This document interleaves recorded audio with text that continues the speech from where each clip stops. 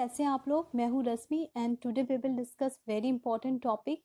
क्योंकि अभी लॉकडाउन चल रहा है तो आज का टॉपिक भी उसी से रिलेटेड है, economic package and lockdown and how to kick start the economy. Government ने अभी हाल में इकोनॉमिक पैकेज डिक्लेयर किया है, जो कि 3 फेज में डिक्लेयर किया गया है। तीनों फेज को देखेंगे और देखेंगे कि इस तरह से वो economic section micro small medium enterprises, discom, then non banking financial companies, migrant worker, then fisherman, किस तरह से सबके लिए स्कीम आया गया है, कौन कौन से इंपॉर्टेंट स्कीम आए हैं और गवर्नमेंट ने इसके लिए क्या क्या स्टेप लिया है और कितना इंपॉर्टेंट है पूरी इकॉनमी में ये सारे स्टेप इकॉनमी को फिर से रीस्टार्ट करने में। सबसे पहले तो ये मेरा इंट्रोडक्शन है। Please subscribe my channel if you like my video. इसका कंटेंट है impact of lockdown, how economy actually run, पूरे बेसिक से जानेंगे इकॉनमी एक्चुअली रन कैसे करता है। इसमें हम लोग जानेंगे circular flow of economy, current condition क्या है इकॉनमी का, फिर जानेंगे role of government to kick start the economy. अभी गवर्नमेंट ने 20 lakh crore economic package declare किया है, जो कि काफ़ी ह्यूज अमाउंट है। उसको तीन फेज में डिक्लेयर किया गया है अंडर आत्मनिर्भर भारत अभियान के अंतर्गत। हम तीनों फेज के देखेंगे, ठीक है। और आगे बढ़ते हैं। Impact of lockdown actually 60 days का था, जो कि काफ़ी ज़्यादा था। So it's about 60 days lockdown of our economy due to COVID-19 and it actually impact every sector of our economy. So let's see. The first major impact is a huge job loss, the decline in consumption, badly impact on hotel and aviation industry. फिर हम लोग देखते हैं कि investment पे भी काफ़ी ज़्यादा असर पड़ा। Foreign portfolio investment, foreign direct investment भी काफ़ी कम हो गया। प्रोडक्शन पे भी इम्पैक्ट पड़ा। उसके अलावा हम देखते हैं कि गवर्नमेंट का खुद का फिजिकल डेफिसिट काफ़ी बढ़ जाता है, क्योंकि सैनिटाइज करना है, रेलवे इंडस्ट्री बिल्कुल बंद हो गई है, तो गवर्नमेंट पर भी काफ़ी ज़्यादा प्रेशर हो गया है। और कुछ टर्निंग पॉइंट आई है, पूरी इकॉनमी का टर्निंग पॉइंट है ये, क्योंकि अब इकॉनमी मूव कर रहा है डिजिटल सोर्सेज पे, ऑनलाइन कोर्सेज पे काफ़ी फोकस किया जा रहा है। इवन गवर्नमेंट जॉब में भी वर्क फ्रॉम होम फैसिलिटी देने की बात चल रही है। उसके अलावा हम लोग देखते हैं कि इकॉनमिक इन्वेस्टमेंट हो रहा है मेडिकल किट पे, इंफ्रास्ट्रक्चर पे, हेल्थ केयर पे। तो इस तरह से कहीं ना कहीं पूरी टर्निंग पॉइंट है हमारी इकॉनमी का, ठीक है। अब यहाँ पे आगे जानते हैं गवर्नमेंट का क्या रोल है। 20 lakh crore economic package has been declared by the government. Now government has to kick start the economy. और गवर्नमेंट को किक स्टार्ट करने के लिए पहले तो अंडरस्टैंड करना पड़ेगा इकॉनमी को। तो इकॉनमी एक्चुअली चलता कैसे, circular flow of income and product. पूरी इकॉनमी चलती है circular flow of income and product. अब ये क्या है, तो ये बेसिक कॉन्सेप्ट है जिसमें ये जानेंगे कि पूरी इकॉनमी एक्चुअली डिपेंड होती है producer form and house hold form पे। प्रोड्यूसर फॉर्म कौन होता है? प्रोड्यूसर्स जो होते हैं वो मनी फ्लो करवाते हैं, जैसे कि वेजेस, इंटरेस्ट, रेंट, प्रॉफिट, ये सारे प्रोड्यूसर फॉर्म से हाउस होल्ड को मिलता है, ठीक है। तो हाउस होल्ड के पास सैलरी आती है, जब सैलरी आती है तो हाउस होल्ड क्या करता है, इन सैलरी से परचेज करता है। क्या परचेज करता है? गुड एंड सर्विसेज को। यानी कि अगर इकॉनमी में जो भी प्रोड्यूस्ड हो रहा है वो प्रॉपर्ली अगर कंज्यूम्ड हो जाए तो इकॉनमी क्या है, स्टेबल इकॉनमी है, ठीक है। तो ये बेसिक है। यहाँ पे आप जानिएगा circular flow of economy. Circular flow of economy यहाँ पे इसको कहा गया है कि जो भी हाउस होल्ड प्रोड्यूस कर रहा है, जो भी house hold goods and services consume कर रहा है और प्रोड्यूसर मनी फ्लो करवा रहा है, तो इस तरह से पूरी इकॉनमी चलती है, ठीक है। आगे बढ़ते हैं। Condition of economy. इकॉनमी का एक्चुअली एट प्रेजेंट कंडीशन क्या है, तो कंडीशन ये है कि कंजप्शन बिल्कुल नो है। नो कंजप्शन है तो नो डिमांड है, नो डिमांड है तो नो प्रोडक्शन है, नो प्रोडक्शन है तो नो जॉब है, नो जॉब है तो नो इनकम है। फिर अगर इनकम ही नहीं होगा तो फिर क्या होगा, फिर कंजप्शन नहीं होगा। जब कंजप्शन नहीं होगा तो फिर क्या होगा, डिमांड नहीं क्रिएट होगा। समझ रहे हैं आप लोग, डिमांड नहीं क्रिएट होगा तो फिर प्रोडक्शन नहीं होगा। तो जब प्रोडक्शन ही नहीं होगा तो फिर जॉब क्रिएट नहीं होगा, जब जॉब क्रिएट नहीं होगा तो फिर इनकम नहीं होगा लोगों के हाथ में, जब इनकम नहीं होगा तो कंजप्शन नहीं होगा, तो कंजप्शन नहीं होगा तो फिर से डिमांड क्रिएट नहीं होगा। तो ये क्या है, ये पूरी इकॉनमी एक विस्कस सर्कल बनाती है और इस सर्कल को ब्रेक करना ही गवर्नमेंट का प्रायोरिटी होना चाहिए, ताकि डिमांड क्रिएट हो, डिमांड क्रिएट होगा तो प्रोडक्शन क्रिएट होगा, प्रोडक्शन क्रिएट होगा तो जॉब मिलेगी, जॉब मिलेगी तो इनकम हाथ में आएगा और फिर से प्रोडक्शन होगा। गवर्नमेंट किस तरह से पूरी इकॉनमी को कंट्रोल करता है, तो government actually uses two tool. The first is the physical policy and second is the monetary policy. The physical policy is under the control of ministry of finance, ठीक है। और ministry of finance with the help of taxes and spending control the economy. तो पूरे economy को, physical policy को tax और spending से control किया जाता है। स्पेंडिंग में वेलफेयर स्कीम्स आते हैं, पेंशन आते हैं, ट्रांसफर पेमेंट आते हैं, ये सारे स्पेंडिंग का पार्ट है। इस तरह से गवर्नमेंट कंट्रोल करती है इकोनॉमी को। और मॉनेटरी पॉलिसी कैसे कंट्रोल होती है? आरबीआई के through, reserve bank of India. Reserve bank of India actually money को कंट्रोल करता है, मनी के फ्लो को कंट्रोल करता है। और वो किस तरह से करता है? तो repo rate, reverse repo rate, SLR, CRR, open market operation, इन तरीके से वो कंट्रोल करता है। गवर्नमेंट का यहाँ पे क्या रोल है? गवर्नमेंट एक्चुअली इकोनॉमी जो है वो कम्प्लीटली डिपेंड होती है कंज्यूमर स्पेंडिंग से। अभी गवर्नमेंट के सामने बहुत सारे प्रॉब्लम्स आए, जैसे कि job loss, then salary, low salary, then closing of many industries, production बंद हो गया है, कंजप्शन लो हो गया है। तो गवर्नमेंट किसको प्रायोरिटी दे? तो गवर्नमेंट एक्चुअली प्रायोरिटी देती है कंज्यूमर स्पेंडिंग को, क्योंकि कंज्यूमर स्पेंडिंग ही तो एक्चुअल में डिमांड क्रिएट करता है। और जब कंजप्शन होगा तभी तो डिमांड होगा, और जब डिमांड होगा गुड्स का तभी तो प्रोडक्शन होगा। जब प्रोडक्शन होगा तभी तो इनकम मिलेगी हाथ में लोगों के, और जब इनकम आएगा तभी तो फिर लोग कंज्यूम करेंगे, फिर कंजप्शन बढ़ेगा, फिर प्रोडक्शन बढ़ेगा। इस तरह से हमारी इकोनॉमी क्या होगी? किक स्टार्ट करेगी, इकोनॉमी फिर से रीस्टार्ट हो पाएगी। तो सबसे इंपॉर्टेंट प्रायोरिटी गवर्नमेंट के लिए अभी क्या है? कंज्यूमर स्पेंडिंग को बढ़ाना। ठीक है, तो इसीलिए गवर्नमेंट ने इकोनॉमिक पैकेज अनाउंस किया है। लॉकडाउन एक्चुअली सबसे ज्यादा इम्पैक्ट किस सेक्शन ऑफ सोसाइटी को करता है?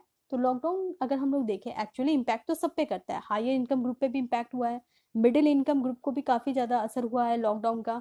उसके अलावा लो इनकम ग्रुप को असर हुआ है। इकोनॉमिकली वीकर सेक्शन सोसाइटी पे काफी ज्यादा असर हुआ है।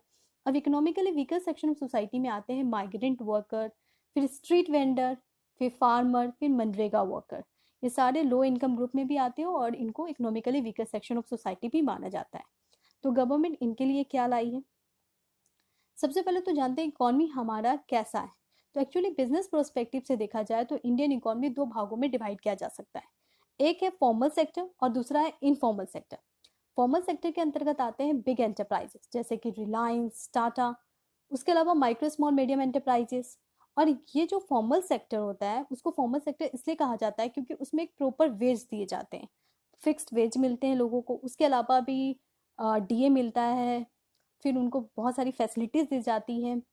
और जो फॉर्मल सेक्टर में काम करते हैं वो एक्चुअली जीडीपी कंट्रीब्यूट करते हैं इकोनॉमी का। लेकिन जो इनफॉर्मल सेक्टर में काम करते हैं वो, उनका सैलरी फिक्स नहीं होता है और वो कोई टैक्स भी नहीं पे करते, क्योंकि वो कोई टैक्स नहीं पे करते तो इकोनॉमी उनको काउंट नहीं करता है। और इसलिए इकोनॉमी के अनुसार वो क्या होते हैं? इनफॉर्मल सेक्टर में काम करने वाले होते हैं। इनफॉर्मल इकोनॉमी उनको कहा जाता है। क्यों? क्योंकि वो जीडीपी पे कंट्रीब्यूट नहीं करते, उनका कोई कंट्रीब्यूशन नहीं होता है जीडीपी में। उसके अलावा यहाँ पे हम देखेंगे कि इनफॉर्मल सेक्टर में कौन कौन से ग्रुप आते हैं। तो इनफॉर्मल सेक्टर में आते हैं cottage industries, micro small medium enterprises. ये सारे क्या है? इनफॉर्मल सेक्टर में आते हैं। इंडियन इकोनॉमी एक्चुअली कैसा है? तो इंडियन इकोनॉमी में ज़्यादातर जो लोग हैं वो इनफॉर्मल ऑर्गेनाइजेशन में काम करते हैं। क्यों? क्योंकि उनका एक तो लो इनकम ग्रुप बहुत ज़्यादा है इंडिया में, इकोनॉमिकली वीकर सेक्शन है बहुत सारे। और ये तो इंडिया का अगर हम लोग देखें इकोनॉमी, तो हम लोग पाते हैं कि 90% लोग तो इनफॉर्मल इकोनॉमी पे डिपेंड है। अभी हाल में गवर्नमेंट ने इकोनॉमिक पैकेज डिक्लेयर किया। तो आज हम लोग जानेंगे what is the basic difference between economic package and relief package. दोनों में बहुत बड़ा डिफरेंस है। Government has to move every economic activities to kick start the economy. बिल्कुल सही है, गवर्नमेंट को हर एक इकोनॉमिक एक्टिविटीज पे ध्यान देने की आवश्यकता आज हो चुकी है। Government grant economic package not relief package. Government economic package देने की दिया है, न कि रिलीफ पैकेज दिया है। रिलीफ पैकेज का मतलब होता है डायरेक्ट कैश ट्रांसफर, यानी गवर्नमेंट जो है वो डायरेक्ट पब्लिक को पैसा देती है। If government will grant directly money to the public, then there is direct benefit to the public, and this is called relief package. But this package is actually economic package. Economic package होने के कारण क्या है? Government will support businesses and bank and indirectly help the public. ठीक है, यहाँ पे आप फ्लो देखो, यहाँ पे हम लोग फ्लो देखते हैं। गवर्नमेंट जो है वो बिजनेस और बैंक को सपोर्ट करता है ताकि पब्लिक को इनडायरेक्टली पैसा हाथ में आ जाए। Under economic package through changing government policy easily loan could be avail. Purpose क्या है कि जो माइक्रो स्मॉल मीडियम एंटरप्राइजेस है उनको लोन इजली अवेलेबल मिल जाए। गवर्नमेंट यहाँ पे डायरेक्टली पैसा नहीं दे रहा है माइक्रो स्मॉल एंटरप्राइजेस को। किसको दे रहा है पैसा? गवर्नमेंट यहाँ सपोर्ट कर रहा है बैंक को कह रहा है कि ठीक है मैं पॉलिसी चेंज करते हूँ ताकि आप किसको सपोर्ट करें, माइक्रो स्मॉल मीडियम एंटरप्राइजेस को सपोर्ट करें और micro small medium enterprises bank से लोन ले पाए और वो अपना काम फिर से स्टार्ट करें। जब माइक्रो स्मॉल मीडियम एंटरप्राइजेस अपना वर्क स्टार्ट करेंगे तो क्या होगा, प्रोडक्शन होगा तो क्या होगा, जॉब बढ़ेगा, जॉब होगा तो फिर से इनकम आएगा, इनकम आने पे फिर से कंजप्शन बढ़ेगा तो फिर से प्रोडक्शन होगा। तो इस तरह से इकोनॉमी फिर से प्लेटफॉर्म पे आ पाएगी। यानी कि गवर्नमेंट ने इकोनॉमिक पैकेज इसलिए डिक्लेयर किया है ताकि गवर्नमेंट, बैंक, उसके अलावा बिजनेसेस, उसके अलावा कॉमन पब्लिक, इन तीनों को बेनिफिट पहुंचा सके। ठीक है, तो purpose is to brought economy on track. तो यहाँ पे हम लोग समझ गए गवर्नमेंट ने किसको हेल्प किया, बैंक को हेल्प किया है, और बैंक ने हेल्प किया है माइक्रो स्मॉल मीडियम एंटरप्राइजेस को। और अभी जो लोन मिल रहा है इकोनॉमिक पैकेज के अंतर्गत उसमें नो कोलेटरल स्कीम है। नो कोलेटरल स्कीम का मतलब है कि जो माइक्रो स्मॉल मीडियम एंटरप्राइजेस है उनको कुछ भी गिरवी रखने की जरूरत नहीं है लोन लेने के लिए, और बैंक जो है उनको कम रेट पे लोन भी अवेलेबल करवाएगी और गवर्नमेंट बैंक को सपोर्ट करेगी अगर वो micro small medium enterprises loan वापस नहीं कर पाता है। तो इस तरह से गवर्नमेंट बैंक को भी सपोर्ट करेगी और माइक्रो स्मॉल मीडियम एंटरप्राइजेस को भी सपोर्ट करेगी। Economic packages are for businesses and institutions, not directly for the public. Main purpose is to brought the economy on track. Of course, if the business benefit, indirectly benefit the economy. अगर business benefit होगा तो indirectly economy को भी benefit मिलेगा. Here, economic package is not infusion of money by government. तो यहाँ पे हम लोग क्या देखते हैं कि इकोनॉमिक पैकेज जो है वो डायरेक्ट इन्फ्यूजन नहीं है, गवर्नमेंट के द्वारा डायरेक्टली पैसा नहीं इन्फ्यूज किया जा रहा है। गवर्नमेंट क्या कर रही है, सपोर्ट कर रही है बिजनेसेस और इंस्टीट्यूशन को ताकि वो इनडायरेक्टली जो पब्लिक है उनके हाथ में पैसा आए और पब्लिक स्पेंड कर पाए। ठीक है, और पर्पस बस यही है कि इकोनॉमी को किसी तरह से ट्रैक पे लाना है। आत्मनिर्भर भारत अभियान जो कि बहुत ही इंपॉर्टेंट है। ठीक है, तो आज हम लोग उसको देखते हैं। आत्मनिर्भर भारत अभियान जो हमारी फाइनेंस मिनिस्टर निर्मला सीतारमण उन्होंने अनाउंस किया है फर्स्ट पार्ट, जिसके अंतर्गत 3 लाख करोड़ इमरजेंसी क्रेडिट दिया जाएगा माइक्रो स्मॉल मीडियम एंटरप्राइजेस को। उसके अलावा एम्प्लॉय या जो टैक्स पेयर है उनके ईपीएफ में कटौती की जाएगी। पहले उनको क्या देना पड़ता था, 24%, अब 20% देना पड़ेगा। उसके अलावा पावर सेक्टर में भी बेनिफिट मिला है, 90,000 करोड़ का पावर सेक्टर जो पावर डिस्ट्रीब्यूशन कंपनीज है उनको बेनिफिट दी जा रही है। ठीक है, उसके अलावा माइक्रो फाइनेंस और हाउसिंग फाइनेंस फर्म्स को, नॉन बैंकिंग फाइनेंशियल कंपनीज को 30,000 करोड़ का पैसा दिया जा रहा है आत्मनिर्भर भारत अभियान के फर्स्ट फेज के अंतर्गत। ठीक है, अब इसको डिटेल में समझते हैं। आत्मनिर्भर भारत अभियान के अंतर्गत किसको किसको बेनिफिट दिया जा रहा है, पहला तो माइक्रो स्मॉल मीडियम एंटरप्राइजेस को, फिर नॉन बैंकिंग फाइनेंशियल कंपनीज को, फिर डिस्कॉम कंपनीज को और फिर एम्प्लॉय को। यानी यहाँ पे 4 सेक्टर को बेनिफिट मिल रहा है इस स्कीम के अंतर्गत। क्या बेनिफिट मिला है, माइक्रो स्मॉल मीडियम एंटरप्राइजेस को government act as a guarantor, यहाँ पे गवर्नमेंट गारंटर की तरह एक्ट करेगी और इनकरेज करेगी फाइनेंशियल इंस्टीट्यूशन को कि वो लोन दे माइक्रो स्मॉल मीडियम एंटरप्राइजेस को बिना किसी कोलेटरल से। ठीक है, with free collateral. If company fail government will take the risk. और अगर कंपनी यानी micro small medium enterprises fail हो जाता है लोन वापस देने में तो गवर्नमेंट ही हेल्प करेगी। तो इस तरह से हमने यहाँ पे क्या देखते हैं कि गवर्नमेंट दोनों ही इंस्टीट्यूशन को यानी कि माइक्रो स्मॉल मीडियम एंटरप्राइजेस को भी और बैंक को भी सपोर्ट कर रही है। इससे क्या फायदा होगा, तो बैंक लोन देगी माइक्रो स्मॉल मीडियम एंटरप्राइजेस को। Micro small medium enterprises production करेगा, प्रोडक्शन करने पे क्या होगा, लोगों को जॉब मिलेगी। ठीक है, तो इससे ये बहुत बड़ा बेनिफिट होगा। एम्प्लॉय प्रोविडेंट फंड को देखते हैं। ईपीएफ में क्या फायदा हुआ है, जैसे कि सपोज करते हैं कि आपका इनकम 1000 है और पहले आपको ईपीएफ के अंतर्गत 120 रुपया देना पड़ता था। ठीक है, क्योंकि 12% था, बेसिक प्लस डीएनएस अनाउंस, तो आपकी सैलरी जो है वो 1000 है और आपको 120 रुपीज देना पड़ता था। अब क्या किए, गवर्नमेंट ने कुछ भी पैसा इसमें लगाया नहीं है, गवर्नमेंट ने कोई बेनिफिट ऐसा नहीं दिया है। गवर्नमेंट ने बोला है कि आप जो पहले 12% देते थे अब आपका बस 10% ही सैलरी का कटेगा ईपीएफ के अंतर्गत। यानी कि अब आपके पास आपको कितना देना पड़ेगा, 100 रुपया। पहले आपके पास 1,000 था, आपको 120 देना पड़ता था, यानी कि 880 रुपया आपके हाथ में होता था।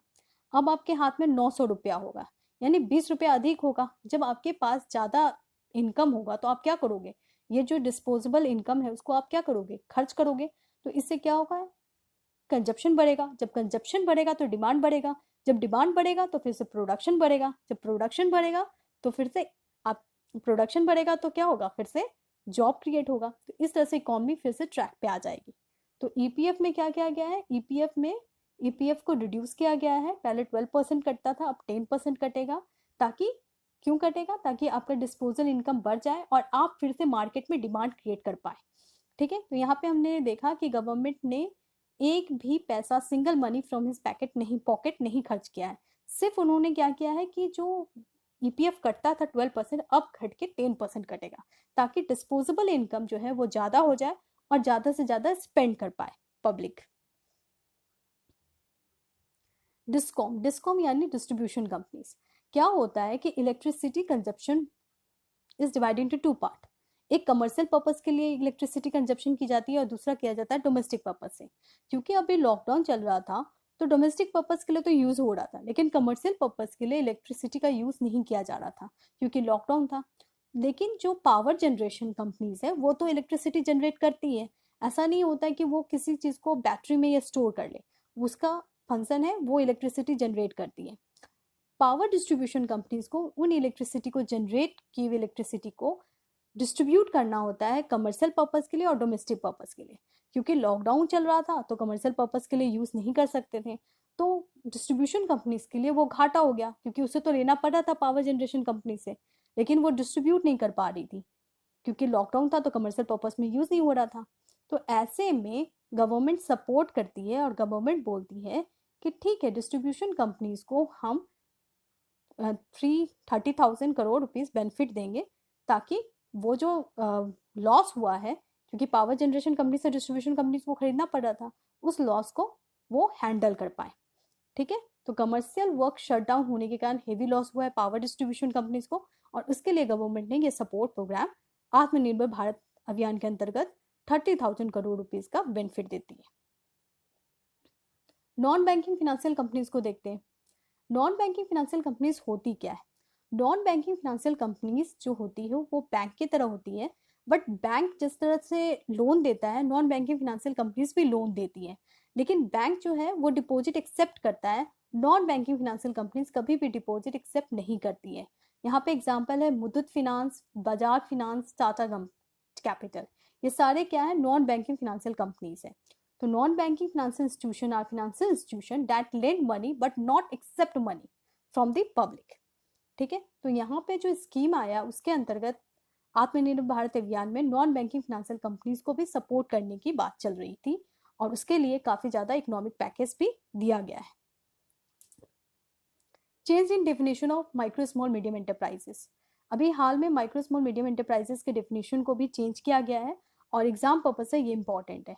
पहले क्या था, माइक्रो मतलब 25 लाख से ज़्यादा का जिनका इनकम होगा, और अब जो चेंज किया गया है उसमें माइक्रो का मतलब 1 करोड़ से ज़्यादा जिनके पास इनकम होगा वो माइक्रो एंटरप्राइजेस है। पहले स्मॉल एंटरप्राइजेस कौन होते थे, जिनके पास 5 करोड़ रुपया होना चाहिए स्मॉल एंटरप्राइजेस होने के लिए। अब वो बढ़ा के कर दिया गया है 10 करोड़, यानी 10 करोड़ होंगे तभी वो स्मॉल एंटरप्राइजेस होंगे। पहले मीडियम एंटरप्राइजेस किसको कहते थे, जिनके पास 10 करोड़ होते थे, अब उसको बढ़ा के 20 करोड़ कर दिया गया है। Second trench of economic stimulus आया है, तो हमने फर्स्ट ट्रेंच देख लिया, अब हम लोग देखते हैं सेकेंड ट्रेंच। फर्स्ट ट्रेंच में हमने देखा कि माइक्रो स्मॉल मीडियम एंटरप्राइजेस को बेनिफिट दी गई है, national bank non banking financial companies को बेनिफिट दी गई है, उसके अलावा डिस्कॉम कंपनीज को बेनिफिट दी गई है, एम्प्लॉयज को बेनिफिट दी गई है, प्राइवेट सेक्टर ऑर्गेनाइजेशन को बेनिफिट दी गई है। क्यों, क्योंकि उनको ईपीएफ कम डिपॉजिट करना पड़ेगा। अभी हम लोग देखेंगे कि second trench of economic stimulus में किसको किसको बेनिफिट दी गई है। इसमें माइग्रेंट वर्कर को काफी ज्यादा बेनिफिट दिया गया है। Free food grain supply to migrant for next 2 month. ठीक है, तो 5 kg of rice and wheat per family, 1 kg of chana to non card holder, यानी जिनके पास जो भी पीडीएस पब्लिक डिस्ट्रीब्यूशन सिस्टम के अंतर्गत राशन कार्ड मिलता है, जो भी माइग्रेंट जिनके पास राशन कार्ड नहीं है उनको भी कुछ बेनिफिट मिलेगी।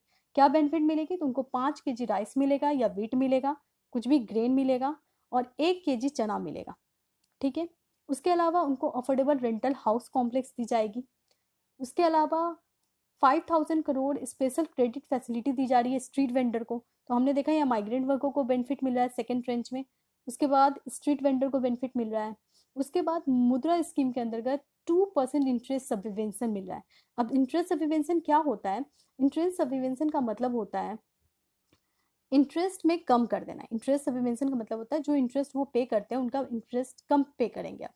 तो 2% इंटरेस्ट अब कम करेंगे। वो 10% करते तो अब 8% करेंगे, वो 8% करते थे तो अब 6% करेंगे, ठीक है। उसके अलावा 2 lakh crore of concession credit boost to 2.5 crore farmer through Kisan credit card. तो हम लोग देखते हैं कि यहाँ पे किसान क्रेडिट कार्ड के अंतर्गत भी बेनिफिट दिया जाता है, कितना? 2 लाख करोड़, ठीक है। इस तरह से काफी बेनिफिट दिया जाता है उनको। अच्छे से अब समझते हैं कि एक्चुअल में ये तो हमने पढ़ लिया जो न्यूज़पेपर में था, अब उसको नोट प्रिपरेशन के लिए काफ़ी इंपॉर्टेंट है। तो मैंने इसको सेपरेट कॉलम में बना के बताया है कि माइग्रेंट वर्कर को क्या क्या बेनिफिट मिला है। माइग्रेंट वर्कर को क्या मिला है? पहला तो माइग्रेंट वर्कर जो टोटल एक्सपेक्टेशन है इसमें जिसको फायदा होगा वो 8 करोड़ माइग्रेंट वर्कर होंगे जिनको इसमें बेनिफिट मिलेगा। क्या बेनिफिट है? तो उनको 2 महीने तक फ्री फूड ग्रेन मिलेगा जिसका कॉस्ट पड़ रहा है गवर्नमेंट को 3500 crore, 3500 crore. Migrant worker who are not under PDS, जो पीडीएस में नहीं आते हैं उनके लिए ये बेनिफिट है। क्या है? 5 केजी पर पर्सन ग्रेन दिया जाएगा प्लस 1 केजी चना दिया जाएगा पर पर्सन ही, पर फैमिली। डिफरेंस को जरा समझिएगा ध्यान से। 5 केजी अनाज दिया जाएगा हर एक आदमी को और 1 केजी चना दिया जाएगा हर एक परिवार को, ठीक है। PDS ration card can be use across the state और वन राशन कार्ड स्कीम है, one nation one ration card scheme, जो कि मैंने पहले भी स्कीम में बताया आपको। तो one nation one ration card की स्कीम के अंतर्गत उनको बेनिफिट दी जाएगी और वो किसी भी राशन कार्ड को किसी भी स्टेट में यूज कर सकते हैं, ठीक है। One nation one ration card scheme एक स्कीम है जिसके अंतर्गत कोई भी राशन कार्ड होल्डर, कहीं का भी होल्डर है, चाहे वो बिहार का लेबर है, वो नोएडा में भी जाके एक मतलब सामान खरीद सकता है, ठीक है। This would benefit 83% of PDS beneficiary. ये कितने बेनिफिशरी को बेनिफिट कर रहे हैं? 83% ऑफ पीडीएस बेनिफिशरी को। और कितने स्टेट? 23 स्टेट अगस्त तक इसके अंतर्गत आ जाएगा। सिंपल कॉमन पीसीएस एग्जाम्स या एग्जाम्स में ये क्वेश्चन आ सकते हैं कि ये जो पीडीएस बेनिफिशरी है वो कितने स्टेट को कवर कर रहा है? तो वो 23 स्टेट को कवर कर रहा है। कितने परसेंट कवर कर रहे हैं? तो 83% ऑफ पीडीएस होल्डर को कवर कर रहा है ये स्कीम। और ये जो स्कीम है इसके अंतर्गत one nation one ration card scheme को इम्प्लीमेंट करना है। कब तक इम्प्लीमेंट करना है? कब तक करना है? 31 मार्च 2021, यानी कि मार्च 2021 तक 100% कवरेज कर देना है one nation one ration card scheme के अंतर्गत। और दूसरा भी बहुत इंपॉर्टेंट स्कीम लाया गया है माइग्रेंट वर्कर के लिए। 11,000 करोड़ रुपया दिया जा रहा है स्टेट गवर्नमेंट को स्टेट डिजास्टर रिस्पॉन्स फंड के अंतर्गत माइग्रेंट को घर देने के लिए, ठीक है। तो हमने देखा कि माइग्रेंट के लिए इकोनॉमिक पैकेज में क्या क्या है। तो सबसे पहले तो उनको फ्री फूड ग्रेन दिया जा रहा है 2 महीने के लिए, उसमें से 5 केजी अनाज दिया जा रहा है और प्लस 1 केजी चना दिया जा रहा है एक परिवार को। उसके अलावा कोशिश की जा रही है कि एक ही राशन कार्ड का इस्तेमाल करके वो कहीं भी हो वो उसका बेनिफिट उठा पाए और उनको सस्ते दाम में राशन मिल पाए। और सबसे इंपॉर्टेंट क्या दिया जा रहा है कि centre has release 11,000 crore to state disaster response fund for setting shelter for migrant, यानी कि इसके अंतर्गत माइग्रेंट को घर भी दिया जाए। तो फूड ग्रेन फ्री मिल रहा है, फिर उनको घर दिया जा रहा है और फिर एक ही राशन कार्ड से वो कहीं भी इस्तेमाल करके आगे बढ़ सकते हैं, इस्तेमाल करके अपना जीवन चला सकते हैं। मनरेगा वर्कर काफ़ी न्यूज़ में था क्योंकि मनरेगा वर्कर जो थे वो गवर्नमेंट डिस्पर्स्ड 170 करोड़ टू मनरेगा वर्कर। मनरेगा वर्कर को काफ़ी ज़्यादा अमाउंट दिया जा रहा है। मनरेगा वर्कर इसलिए न्यूज़ में है क्योंकि बहुत सारे जो माइग्रेंट हैं वो जनरली रूरल रीजन से आते हैं और रूरल रीजन से आते हैं तो वो अब घर वापस जा रहे हैं तो उनको काम चाहिए, तो इसीलिए मनरेगा पे काफ़ी ज़्यादा फोकस किया जा रहा है। तो सबसे पहले देखते हैं मनरेगा क्या है। Mahatma Gandhi national rural employment guarantee act, एक एक्ट आया था 2006 में जिसके अंतर्गत जो भी रूरल वर्कर है उनको 100 डेज के लिए काम दिया जाएगा। ठीक है, और वो काम अनस्किल्ड वर्क में दिया जाएगा। और कारण क्या था, क्यों दिया जाएगा, क्योंकि राइट टू वर्क जो है वो हमारा फंडामेंटल राइट है। और दूसरी बात कि अर्बन माइग्रेशन को रोकने के लिए मनरेगा लाया गया था। मनरेगा के अंतर्गत कौन आएगा, तो पहले तो वो सिटीजन ऑफ इंडिया होना चाहिए, दूसरा जॉब सीकर होना चाहिए जो कि 18 साल से ज़्यादा हो, ठीक है, तो मस्ट कंप्लीटेड 18 ईयर्स, या तो 18 ईयर्स का हो या उससे ज़्यादा हो।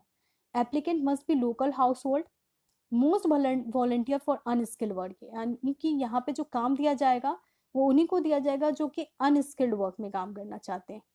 उसके अलावा ये जो काम दिया नहीं, अगर गवर्नमेंट या फिर लोकल अथॉरिटी जैसे कि ग्राम पंचायत काम नहीं दे पाती है, तो ऐसे लोगों को 15 दिन का अलाउंस भी दिया जाएगा। Social auditing of MNREGA work is mandatory, ये बहुत इंपॉर्टेंट लाइन है। ये एक ऐसा स्कीम है जिसमें सोशल ऑडिटिंग करनी बहुत ज़रूरी है। क्यों की जाती है सोशल ऑडिटिंग, ताकि ट्रांसपेरेंसी लाया जा सके, अकाउंटेबिलिटी लाया जा सके स्कीम का। तो मनरेगा वर्कर को के लिए ये सब सारी एलिजिबिलिटी है। आगे बढ़ते हैं। Third trench of economic measures आया है आत्मनिर्भर भारत अभियान के अंतर्गत। तो हमने देखा फर्स्ट ट्रेंच जिसमें देखा micro small medium enterprises, non banking financial companies, discom companies और एम्प्लॉयज, इनको बेनिफिट दिया गया है। सेकेंड में हमने देखा माइग्रेंट वर्कर, मनरेगा वर्कर जो थे उनको बेनिफिट दिया गया है। और ये जो थर्ड ट्रेंच है इसमें किसको बेनिफिट दिया गया है, इसमें दिया गया है एग्रीकल्चर कोऑपरेटिव सोसाइटीज़ को 1 लाख करोड़ रुपया दिया जा रहा है। उसके अलावा माइक्रो फूड एंटरप्राइजेस को 10,000 करोड़ रुपया दिया जा रहा है। फिर फिशर मैन को अंडर मत्स्य संपदा योजना, जो बहुत इंपॉर्टेंट है, प्राइम मिनिस्टर मत्स्य संपदा योजना, उसके अंतर्गत 20,000 करोड़ रुपया दिया जा रहा है। उसके अलावा 15,000 करोड़ रुपया दिया जा रहा है एनिमल हस्बेंड्री को सपोर्ट करने के लिए, 500 करोड़ रुपीज दिया रहा है बी कीपिंग के लिए। तो इस तरह से इन डिफरेंट सेक्टर में सपोर्ट किया जा रहा है। मत्स्य संपदा योजना काफी इंपॉर्टेंट योजना है जो कि इसके अंतर्गत आएगा, ठीक है। तो थर्ड ट्रेंच में हमने देखा कि मत्स्य संपदा योजना इंट्रोड्यूस किया गया है। इसके अंतर्गत क्या है, ये एक्चुअली बेनिफिट करेगा ब्लू रेवोल्यूशन को। ब्लू रेवोल्यूशन का मतलब है यहाँ पे sustainable development and responsible development of fishery sector in India. Scheme is implemented for 5 years, 2020 से 2025 तक के लिए स्कीम लाया गया है। इस स्कीम में सेंट्रल सेक्टर स्कीम और सेंट्रल स्पॉन्सर्ड स्कीम दोनों ही आ रहे हैं। सेंट्रल सेक्टर स्कीम का मतलब होता है वो स्कीम जिसमें सेंट्रल और स्टेट दोनों मिलकर काम करते हैं, और सेंट्रल सेक्टर स्कीम का मतलब होता है वो स्कीम जिसमें सेंटर का रोल काफ़ी ज़्यादा होता है और सेंटर ही कंट्रोल करते हैं। और सेंट्रल स्पॉन्सर्ड स्कीम का मतलब होता है सेंट्रल स्टेट दोनों मिलकर काम करते हैं, यानी कि इसके अंतर्गत दोनों ही स्कीम को इम्प्लीमेंट किया जाएगा। इसमें जो सबसे इंपॉर्टेंट बात बताई गई है क्लस्टर बेस्ड अप्रोच। अब ये क्या होता है, क्लस्टर बेस्ड अप्रोच का मतलब होता है backward and forward linkage and end to end solution.